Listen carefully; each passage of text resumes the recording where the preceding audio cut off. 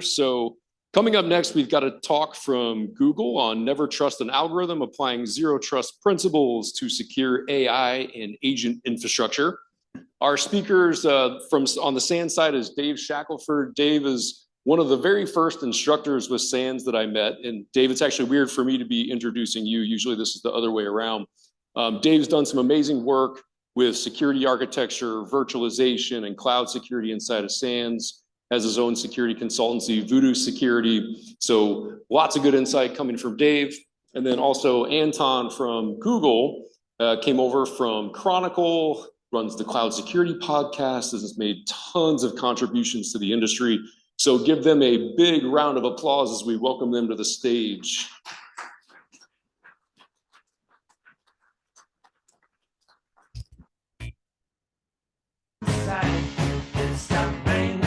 Everybody's in the play, and don't you know, it's a beautiful new day. Hey, running down the avenue, see how the sun shines brightly. We just found out we had a walk-on song, so and you have to skip. Don't hold it against us, really. So hey, everybody. Good morning. I'm Dave. I'm Anton. Not that we can see you guys because of the lights, but we know you're there. Yeah, you're there. We're here. So, all right, let's do this thing. Look, I love Anton, by the way. Anton and I have been friends for, what, like 20 years? That's scary. And no, what's really scary about it is that the pictures that you're looking at right now of us are from that time period. No, yeah, I'm kind of wiser there, but not much old, much younger. A little bit younger, fine. All right, let's see if this thing works. It's working. So we're here to talk about zero trust. And zero trust, of course, particularly in the realm of AI and things like agentic AI in particular now, it's getting weird, right? So this might be the Captain Obvious slide of this whole thing. Yes, but for some people, zero trust is something they've done in 2012. For others, it's something futuristic even now. So I think it's a little bit of a split brain phenomena. For some people, it's like all well-known and boring. For others, it's like, what is this thing? It never worked for me. Yeah, and this is something Anton and I talked about a lot when we were putting together this presentation was, how do we make sure that the zero trust concepts we're talking about are fresh and they're modern and they sort of reflect the current state of things within the environment. And it wasn't actually that hard because AI has sort of changed the model. And that's one of the things that we're going to be really focusing on here is the realm of zero trust is sort of necessarily having to change. Yep. And we're sort of dragging it kicking and screaming into the modern sort of AI world, right? And that's really all we're saying right here. Yeah, and actually, I want to add one more thing to this, because observing the industry back in my Gartner days, and of course now at Google, I see that some of the things with implementing original zero trust pillars, original zero trust ideas, has been difficult, kind of perennially difficult.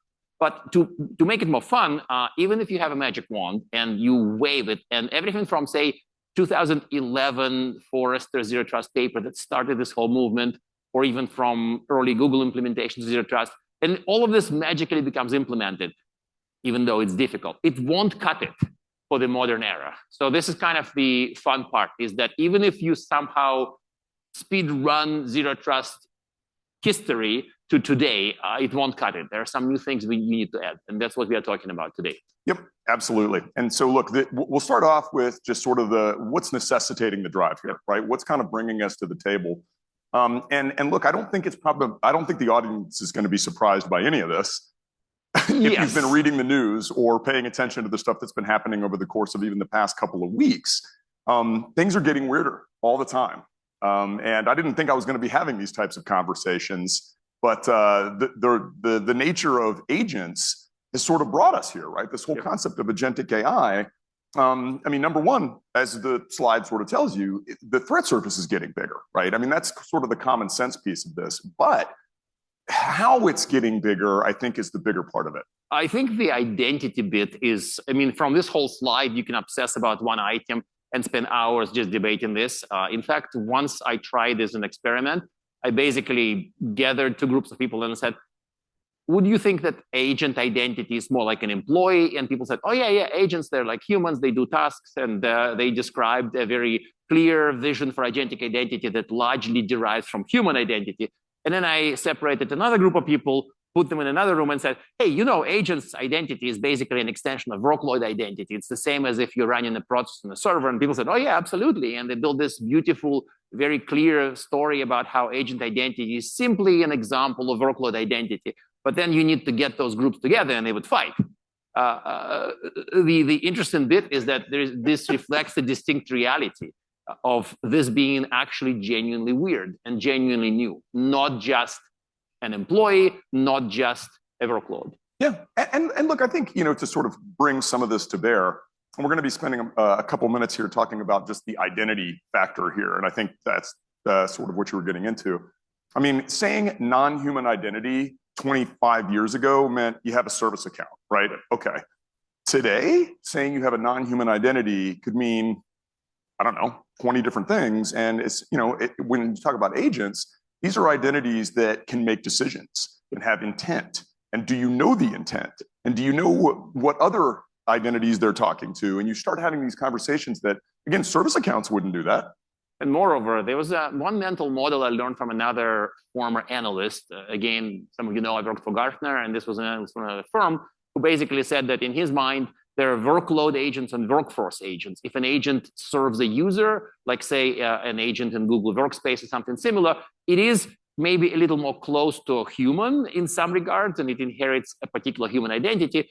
But then an agent that automates a certain backend process is very much not like that. And there's no direct human connected to it. So when people say, oh, disable all the agents when an employee leaves, whoa, wait a second, which ones? If you disable all the agents employee built, you crash the business. But if you don't disable something that runs as that person in his accounts, then you have other problems. So I know this is kind of very fun. And again, we should probably start skipping slides because otherwise we'll be obsessing about identities too much. Yeah, well, and so and we will. And it's almost like you led into that one, right? But like we can probably summarize this one pretty quickly. Yeah. So the reality of identity and the agentic factor here is that yes, you have new identities. No, you probably don't know all of them. And the reality that I've found in working with a lot of the clients and students in class and other things is that a lot of these things are getting built by widely disparate teams, and very rarely is there a clear and delineated ownership model. Yes. So who owns that agent versus this agent, or the interrelationships between those agents? And so what that's leading to is, I mean, I'll just call it what it is. It's sprawl, right? It's sprawl, but it's sprawl with a robot army. Yeah. But it's also sprawl times two, because there's sprawl, Dave described sprawl of corporate, quote unquote, approved agents, but there's also shadow agents, which employee brought to work and sometimes left at work. In essence, we kind of have sprawl times two, or maybe sprawl squared, because unfortunately, and I've observed this in all sorts of hilarious and painful situations, where the employee shadow agent brought by a human discovers a corporate approved agent and tasks it to do something. Yeah. It is not supposed to happen, of course, but it kind of does. And the result is, a lot of hilarity. Yeah, absolutely. And really, look, here's the question for everybody. How long does it take to spin up a new agent? Seconds. Absolutely. That is correct. It depends on obviously what the agent is and what it does and everything else. But look, there's a lot of clickety-click going on out there that is leading to this shadow problem that you just talked about. And again, I think that's really the reality we're facing now is, I got that, and that's sort of the idea. We have new, what we call failure modes that we have to start thinking about. Some of them are deliberately bad. Some of them are, I would say, consequential, just as a result of people doing things and building things because everybody wants to build this stuff. And so ultimately, this is sort of a, again, we won't read these things off the slide, but most of you, if you've been paying attention to the realm of AI, have probably heard a lot about things like prompt hijacking and or prompt injection and, like hijacking these agents and all that kind of stuff. So we won't spend a lot of time really emphasizing or focusing on that.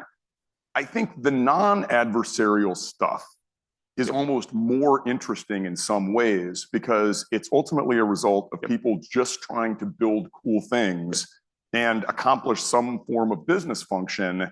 And I think that's the bigger problem. But there's also a really odd beast in this picture, maybe not on this picture, something that in my mind is more of a crossover, because if you bring up explicitly the case you hinted at, of course, the Hugging Face OpenAI scenario, this to me is kind of a bridge right? Because it isn't non-adversarial, but it also is kind of non-malicious, but it also kind of adversarial. So I feel like we may be muddying the waters here way before the water becomes clear. Some of the stuff is kind of in between.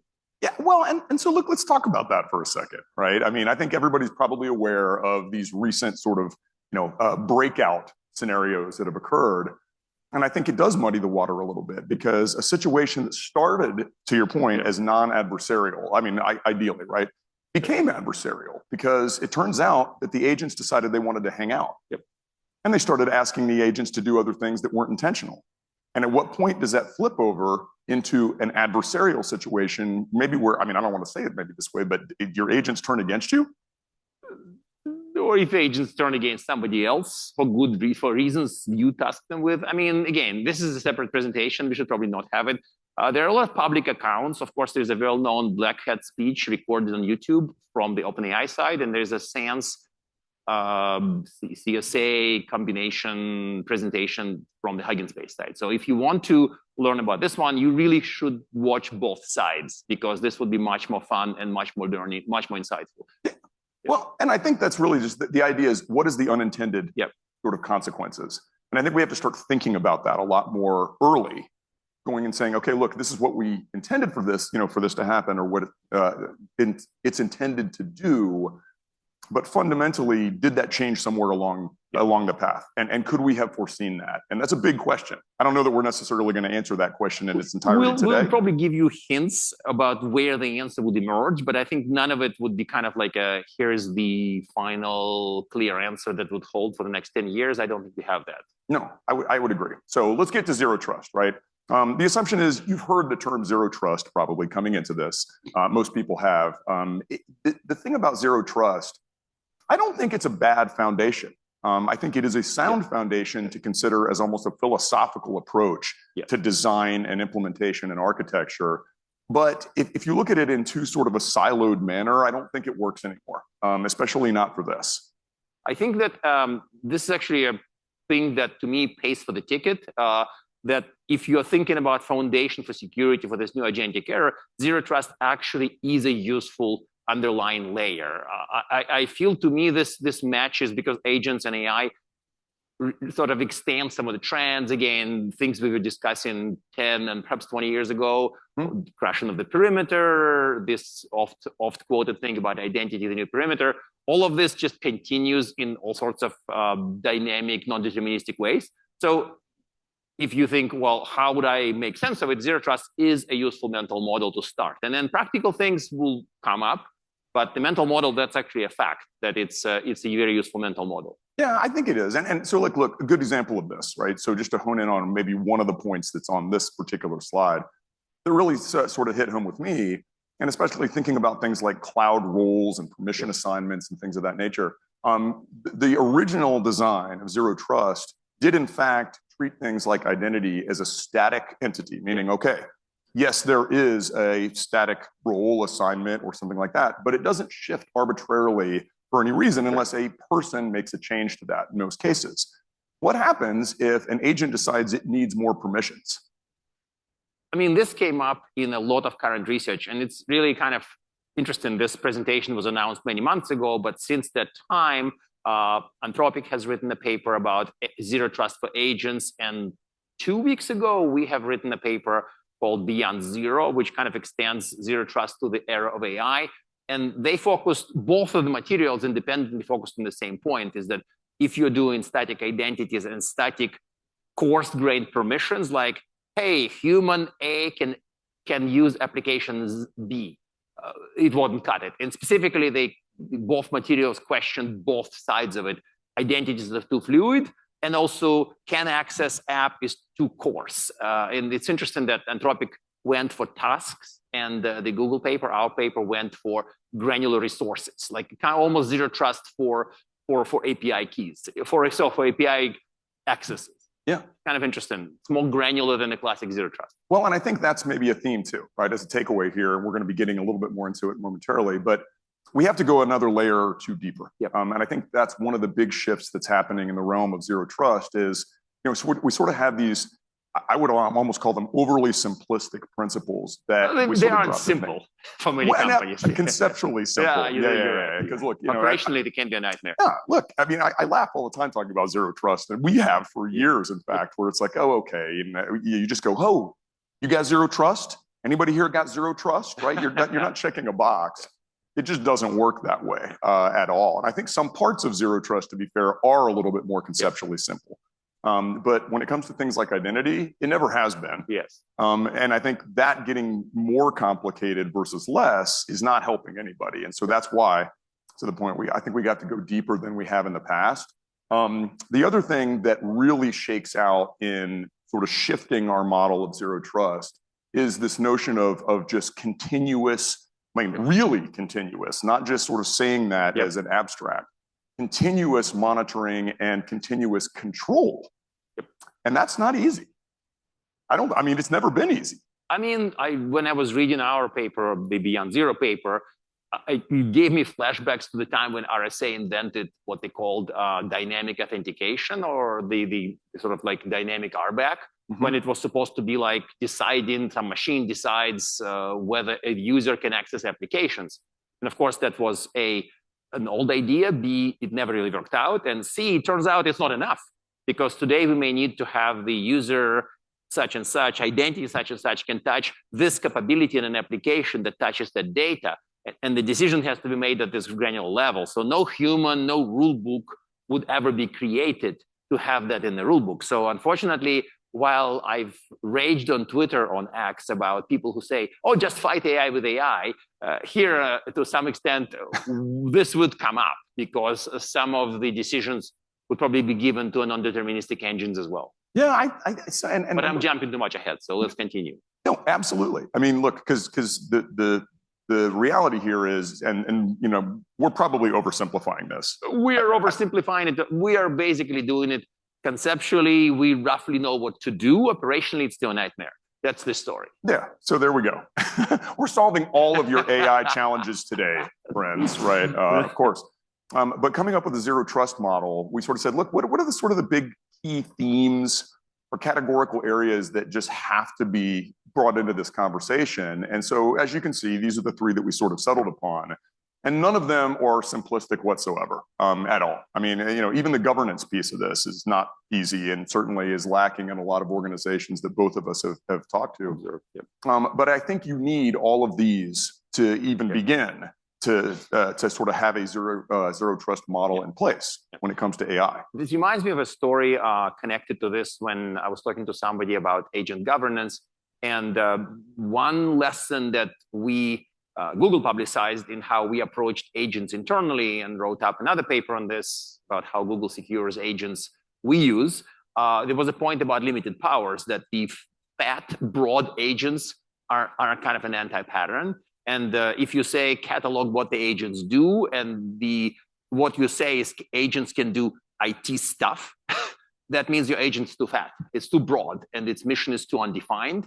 So you have to kind of go to narrow agents. And to me, limited powers came up as a very strong pattern that supports the zero trust for agents, but also supports agent security. Is that if you cannot describe what it's meant to do, you're probably doing it wrong. And yes, there are ways to solve problems in a coherent way when you need something that with broad capability or broad powers. There's orchestrator agent pattern.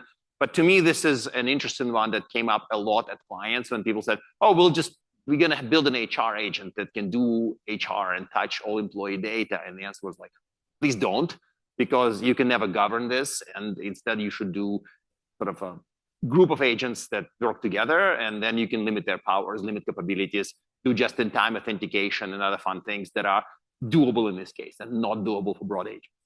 Yeah, so when I look at this, and we're going to sort of touch on each of these in just a moment, it brings me, it's interesting, you know, we all have these stories these days, but I did a tabletop exercise with a client of mine just a week ago.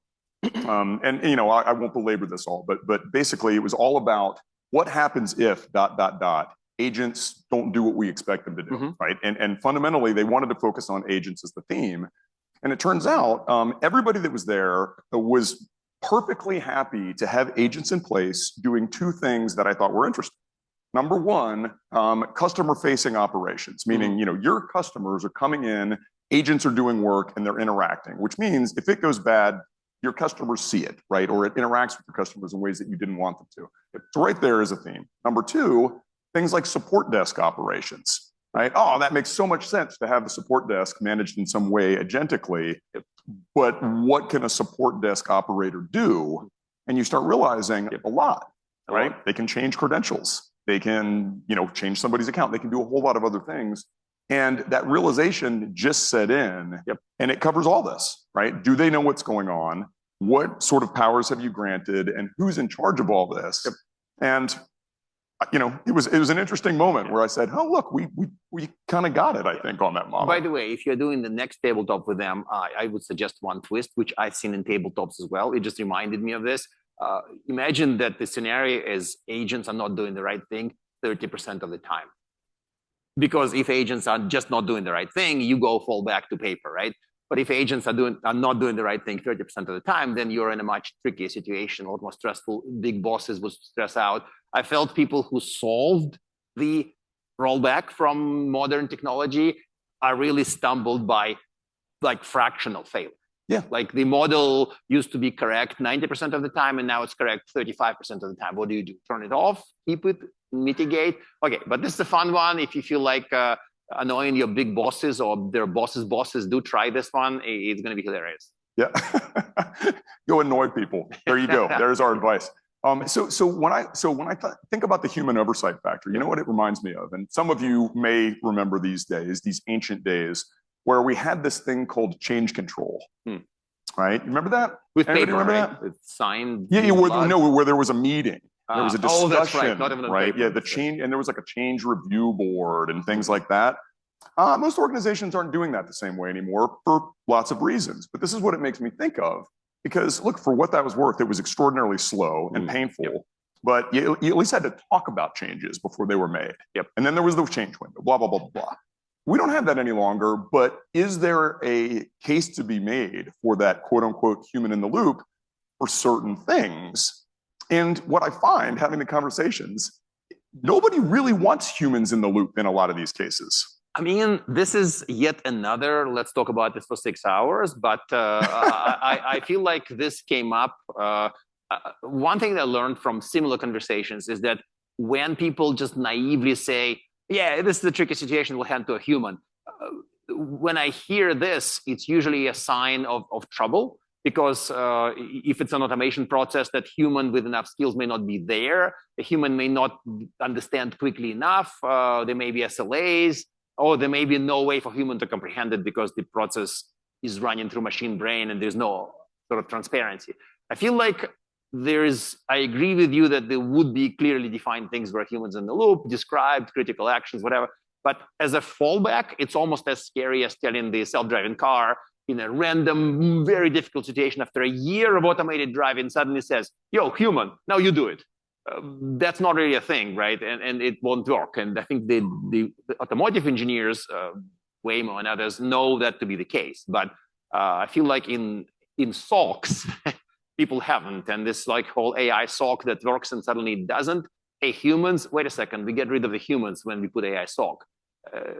Has happened a few times at different situations. Yeah, so I'd avoid this if I can. I mean, you need to think a lot more about this. Well, I think the other thing too, and we'll move into the next one, but the other thing that I've heard quite often, and I'm sure many of you here have also heard, the idea of human in the loop, okay, sounds good. But instead, what if we just have another agent that manages the other agents? And then who manages that agent? And it sort of turtles all the way down, right? It's one of those situations where you realize humans in the loop may or may not really be a viable sort of reality for us.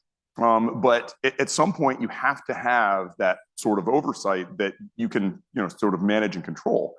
I think the limited powers thing, people probably get, right? Like, what is it supposed to do? What is it actually doing? And I love a lot of this is just in time and limited. This reminds me of people who assume that when cloud arrived, the previous big upheaval, they think that the least privilege principle is lost because there's so much stuff in the cloud. It's so flexible. It changes so quickly.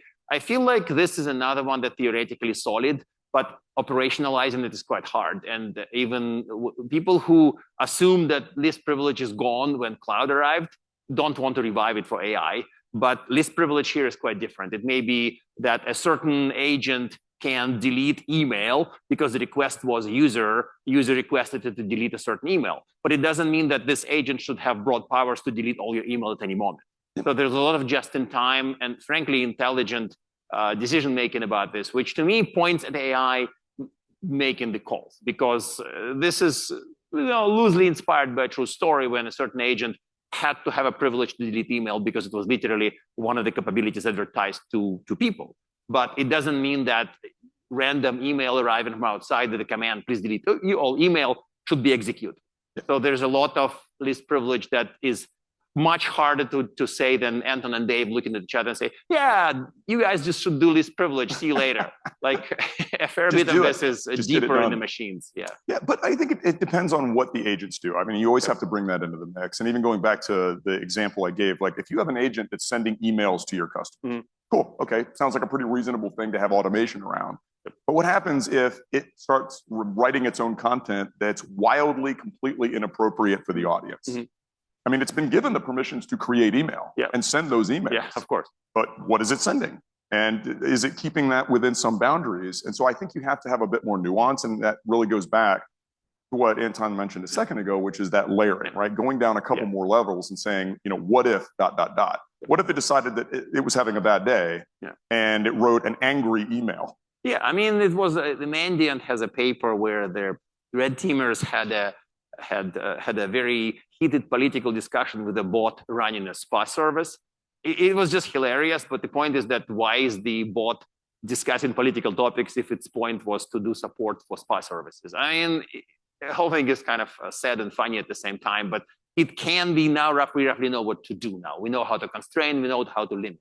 Yeah, and I think maybe to summarize this slide, none of this is fundamentally that new conceptually. I mean, things like just-in-time, short-lived access, et cetera, those have been around for a long time. I just think, look, it's more sort of urgently needed now than maybe in the past.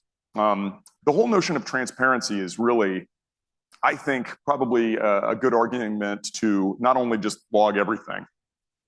It's log everything goes into way too abstract, way too high level. It's kind of like a 200,000 foot view.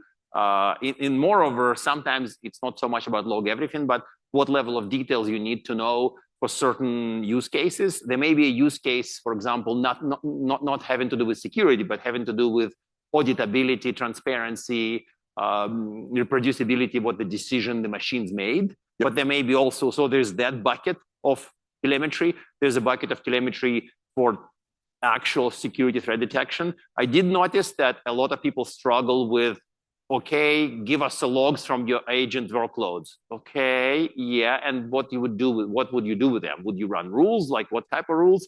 And this to me is an emerging area for many SIEM vendors, for many other vendors, where it's not about give me a workload logs. It's just like, what do you want to do? How would you know the activities are there? And of course, there's whole inside the threat lookalike patterns that you need to distill sometimes. So how many of you enjoy looking at logs? Go hands. I have to raise my hand. I knew there was going to be somebody. Come on, there's always one, right? There's always two because one is me, right? Yeah, that's always you. Yeah. And I knew this, right? So that was a loaded question. But you know what's really good at looking at a lot of logs and distilling them and making sense of them? Well, not what you think, because if you think it's an LLM, then you get to pay us per token fee for that. So I think that answer is really tricky. In theory, yes. In practice, there's a lot of engineering involved in using these type of machines to review logs, because you can easily go into something that's worse than gigabytes per day. That's true. Fair enough. Yeah, fair enough. But the point is, if you're dealing with terabytes, petabytes of logs, you're not going to look through that manually. I'm hoping not. Otherwise, you're going to go insane. But fundamentally, you're going to have AI managing the event data that's being generated from AI, and at some point, it's about training those models, and there's a lot of factors there. But you have to have all of this. Somebody somewhere, though, still needs to look at it all and say, well, what does it mean? What does it mean? What is it actually doing? What is it supposed to be doing? And I don't think that you can fundamentally just completely remove the human beings that intentionally design this stuff or put it in place. It reminds me, we did a presentation at RSA that highlighted how some of our internal processes work. And we had a slide that had manual review using LLM, review using rules. And it was in that order. So a lot of people got really triggered. They said, whoa, wait a second. You have manual, then AI, then static rules. That makes no sense. Static rules is a stage, then you get to AI. And we tell them, hold on. If you use AI to review every single log, you're going to run a big bill. And of course, we can probably afford it. But the point is that engineering, using AI to build situations when static rules work, reduce prices, improve performance, and does other things. So it's interesting how AI for us caused the revival of a certain elegant way to build static rules that are much more performant than using LLM to do this. And this is kind of an interesting, I can probably find the link to that deck because it was a sort of, people were surprised about that pattern, but that's a real pattern. Yeah, I feel a little betrayed right now. You didn't tell me that you were bringing cost effectiveness into this presentation, Anton. I mean, there wasn't, you probably remember there was a certain presentation that I think you may have attended at another conference when a certain AI lab person said, because tokens are essentially free, we can do this and this. And then the audience just threw tomatoes at him because just get out. It's like, dude, they're free for you, but not for any of us. So good stuff. So look, the other piece of this is the runtime enforcement, which again, I think is probably a familiar concept to everybody that's here. But you have to pay attention all the time now, right? I mean, basically, you can't just let something go for a while, check in on it periodically and go, how's things going, right? It doesn't work that way anymore. And I think cloud is a really good corollary to that because we've got the capabilities and the controls and the services to be able to functionally do that in the cloud. It's just, do you have it? And have you implemented it yet? There is that. And I think runtime enforcement came up as false start many years ago on all sorts of legacy systems. But I think with modern infrastructure and modern systems, we finally have a clear path to that. And contrary to, post IPS of 1990s, this is much more workable and actually, performs in real time. Yeah, I mean, it's just guardrails, fundamentally. It's just maybe some different guardrails than we've had in the past. I don't think that that's something that's people are blind to, right? I think fundamentally we have to be thinking about this, but maybe thinking a little bit differently to say, look, if it decides to start trying to do something that we didn't anticipate, would we know it and how long would it take? Yeah. Those are the right questions to ask. I think this one is also a big factor, and it's, again, probably not a shocker to anybody. How long are agents intended to exist? I mean, this is just a fundamental life cycle conversation to say, look, you built it, but is it perpetual? Is it just hang out forever? This is a good question to trigger your friends, by the way, because the range of answers goes from seconds to months. And sometimes the patterns you apply to very long-living agents and patterns you apply to short-lived agents are completely different. And this is like it's still an emerging art for most companies. Yeah, so, but what I find, and the reason that I think this is an important part of the conversation, I mean, it's probably obvious why it's an important part of the conversation, but I don't think people have a good grasp on this. No, they do not. People build stuff and then they're like, it's doing amazing stuff. Awesome. How awesome right? it is, yeah. And then, you show up as the security people or the architecture or the engineering teams and you're like, whoa. Like, so what's the shelf life on this thing? And they're like, well, we haven't thought through that because we like what it's doing. And I don't think that's a good answer.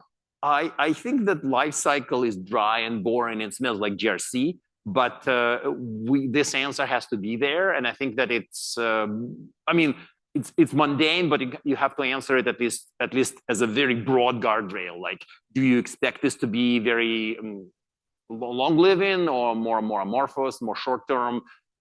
Yeah, that better be answered somewhere by human. Yeah, I agree with you that it is, in fact, a boring topic. And we're going to move off of this right now. But yeah, of course. the reality is, if you're having a conversation at any point internally about any other sort of identities, in other words, what is it? What does it do? What privileges does the identity have? And how long should it exist? And how often should we check on it? That's what you're talking about there too, right? So let's talk a little bit about the concept of defense in depth. And this By the way, it's not dead. What? It's important. Defense in depth not dead. Because it's never been dead. I've met people even in the cloud arrival that they think that it's less important now because they don't see a stack of 3 firewall appliances anymore, and they think defense in depth is just that, and then they think it's dead. But just a reminder, it's not dead. No. Sorry if it's so obvious. No. So look, what I'll say is, I used to joke when I started teaching for SANS many moons ago, that I felt like I had like a contractual requirement to say defense in depth at least 1, 2, 3 times during every SANS course that I taught. I'm still doing it. It's 2026. I'm still talking about it. Yeah, which I think that's a good idea. You're right. You should do it. Yeah. Well, I just checked it today. No, people unlearned this pattern, and you would see people who think, "What do you mean? Why is he still talking about it?" Well, because it still matters. Well, so we tried to tweak it a little bit, though. Right? I think if you had asked 10, 15, 20 years ago what defense in depth would look like, and we talked about it with everybody, you'd say, well, there's some identity in there, and there's like a network part of this, and so on and so on. And I think those are still there, but I think there's new pieces now. And I think maybe that's what we're reflecting here, is to say, look, maybe the stack of what constitutes defense in depth for AI and certainly agentic has to necessarily include some newer pieces and parts that we didn't have even a year, maybe 2 years ago. And so, look, we committed to this, by the way. This is the only slide we have that mentions Google products and services. Correct. And I think that this is ultimately, we want this to be useful, and ultimately it's not a big secret that a lot of this is much easier in certain modern clouds. Again, think about DLP, think about identity, even think about login and observability. I mean, identity is not simple anywhere. And by the way, as a funny aside, we're going to have a multi-cloud panel later. But if somebody learns identity, say for Google, he may be quite confused in Amazon or in Azure. If somebody learns it well for Azure, he may be quite confused in Google and Amazon. So it's identity part is unfortunately the multi-cloud past is with us. And that part is unfortunately complicating some of the AI projects as well. Yeah, so the one thing that I wanted to really emphasize on this, and we were talking about this a few minutes ago, is that if you take a look at like the CISA model for zero trust and some of these sort of classic design patterns that have been in the industry for a couple of years now, they're extraordinarily sort of pillar oriented, right? Everybody uses these sort of pillar terms. And I think that worked at the beginning, and I think it works for traditional IT and traditional infrastructure. I don't think that it works for AI anymore. And I think the reason for that is that you can't solely look at, say, network-based controls or runtime or workload-based controls without bringing everything else in at the same time, right? I mean, so I think it's less of a pillar model and it's more of sort of a mesh, really. It is very difficult for people who still think in silos, though. So I've noticed the same pattern, but it's also noticed a dramatic degree of resistance to people when they hear this. They basically like, but I'm a network engineer. Why are you telling me this stuff about data discovery or even about identity? I'm a network engineer. I want to do that. And the other guy is the endpoint. He knows Windows. So this is a hard story to sell. But unfortunately, I feel like, yes, that's where the world is looking like.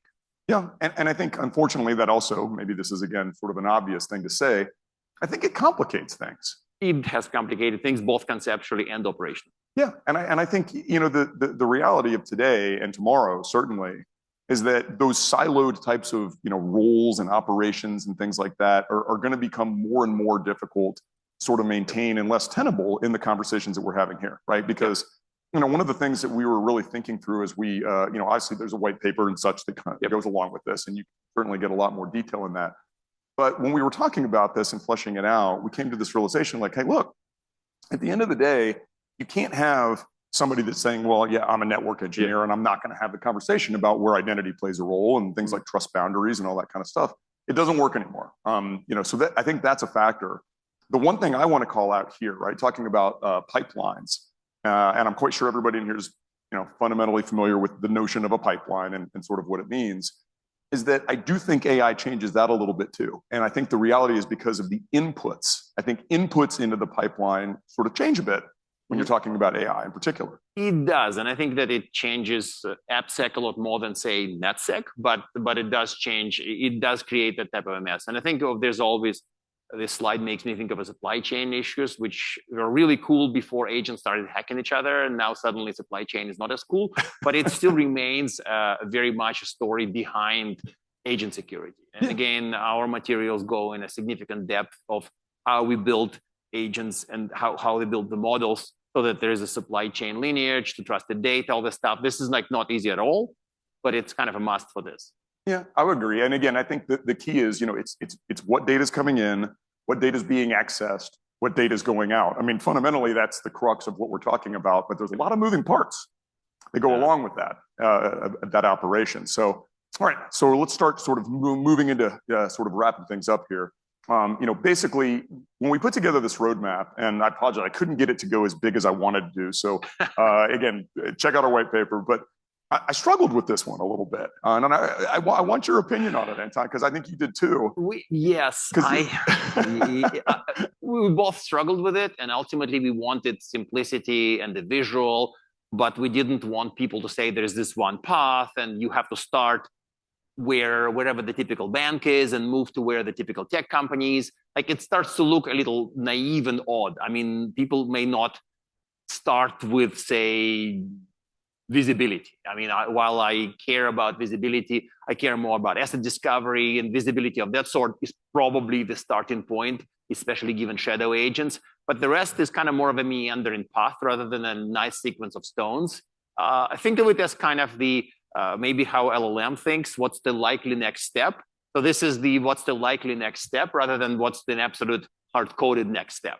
I would agree. Yeah. It's a little more of a choose your own adventure, maybe after the first phase of, okay, right. And then jumping from 1 to 7 is really less likely for most people. It can happen for somebody, and maybe that's a logical step, but it's, again, most likely step 2 would be second, not step 7. Yeah, and actually it's funny because I'm laughing looking at this right now. I sort of fundamentally disagree with myself as to where governance sits in this thing, because I'm like, you should probably have that conversation before any of this, ideally. But we don't live in an ideal world, and so things are probably already going on in your environment. In fact, it's funny. I don't think I've talked to a company or an organization in the past year that would comfortably look at me or look at Anton and say, yeah, we pretty much know exactly what's going on in all of our business units and organizational aspects with AI. Right now, we know where it all is. There's a zero chance of that, especially given how much shadow AI. I mean, just forget shadow agents. Just shadow chatbot use, people whipping out credit cards and buying, Claude, Gemini, OpenAI, whatever else consumer grade, and then using it for business. That part definitely is a thread through pretty much every environment I've seen. And then the surveys vary, but they all vary from large numbers to even larger numbers about how many people use AI for use consumer grade AI for work. Yeah. So well, and look, I had a conversation with a client not too long ago, and I was like, well, so guys, what are you doing about AI control? Right. In other words, in the governance vein, and not kidding you, and this wasn't that long ago. A firewall? Keep in mind, blocking on the firewall? No, content filtering. They were like, well, we blocked ChatGPT. I'm like, good luck. You think you block ChatGPT. Yeah, but it's not really, the answer was more popular in 2023, though, that they would firewall AI off and be done with it, and things would be good. Yeah. There's no chance that people are going there, though. No, there's no chance. Yeah. So it was, look, and look, it's one of my job responsibilities to not laugh. Yeah. Right. So I have to, that's kind of an expected outcome there. But look, to sort of circle back to what I think will be helpful, and certainly will be more helpful over time progressively, think with the end in mind. I think this is really what this slide sort of sums up, because there's probably quite a few of you, maybe all of you, that are like, oh my gosh, are they going to talk about metrics right now? Nah, I mean, really. It's probably another 6-hour discussion, and it's probably useful as a SANS webinar or something, because how metrics have changed. I've spoken enough on the SOC metrics specifically changing because of machines, because of agentic workflows. But yes, a lot of this would be kind of would dramatically change as well. Yeah. So one of the things that I would have added to this, and I just didn't have time, so apologies, but it came up in some of the conversations that I've been having with clients. I know you've talked about this stuff pretty extensively too, Anton, but it's this concept of how much of our AI, in whatever form or fashion it takes, do we feel confident and comfortable that A, it has a distinct owner, right? And number 2, we have a kill switch for it. I mean, it's a good place to start. It's a good conversation starter, if nothing else. But it has 0.3 after these 2, and which came up in a very similar conversation. And then this was almost like it's. I feel like you're telepathic. You read my mind a little bit, because people said, "Yeah, let's discuss it," and then I said, "Hey, but you also probably should know that if you have this kill switch and you flip the kill switch, it doesn't turn off your business, because you moved all the processes to use the machinery and automation.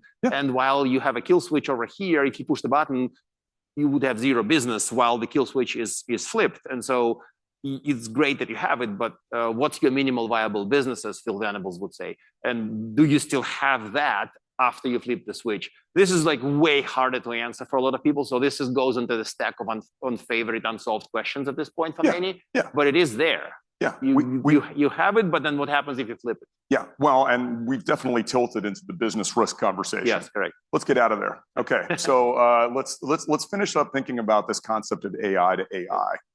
Because it's here. It'd be kind of interesting if we had this conversation a year ago. We might have said it's coming. It is here, which means the interrelationships between AI, and not just your AI, but other AI in third parties and service organizations and partners and vendors that you're working with, has to become a priority, right? I think that's really the big theme here. I think red teamers have noticed a lot of this already in the engagements. And again, I'm quoting some of my Mandiant colleagues who basically say that they've had examples when they tasked the red teamers who broke in the low trust environment, tasked an AI that was exposed to this environment to do things in a high trust environment. So in essence, AI was used, AI agent or maybe even AI chatbot was used to sort of to hope the trust boundary.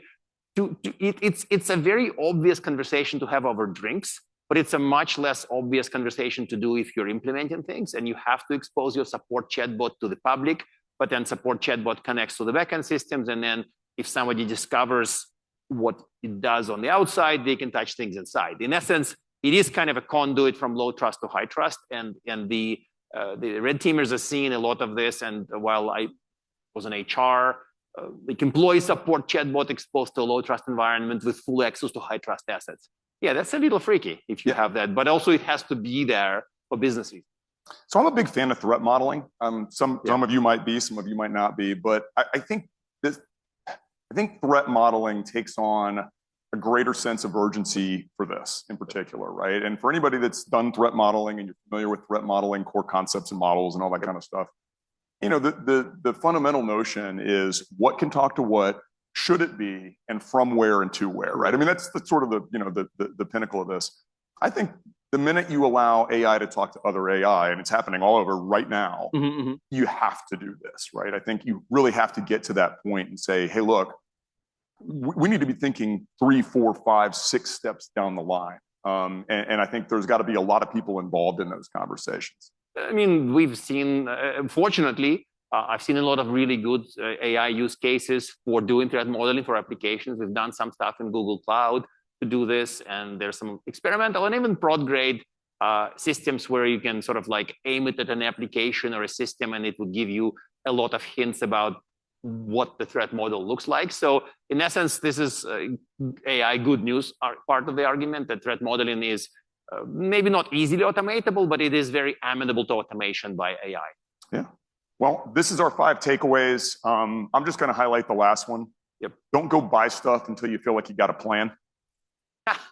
You copied it from your 1994 presentation, though, right? I can bring that every time. I can bring it every time. Yeah. Parting thoughts? I feel like the being okay with change is another cliche thought, but I probably would not have said it in my 1996 presentation because at the time it was kind of more rules and policies. But right now we do live in the world where things change, and being okay with that is kind of a hard must. There we go. Thanks very much for having us. And that's us. You have the walking off music, no? We don't have walk-off music, I don't think.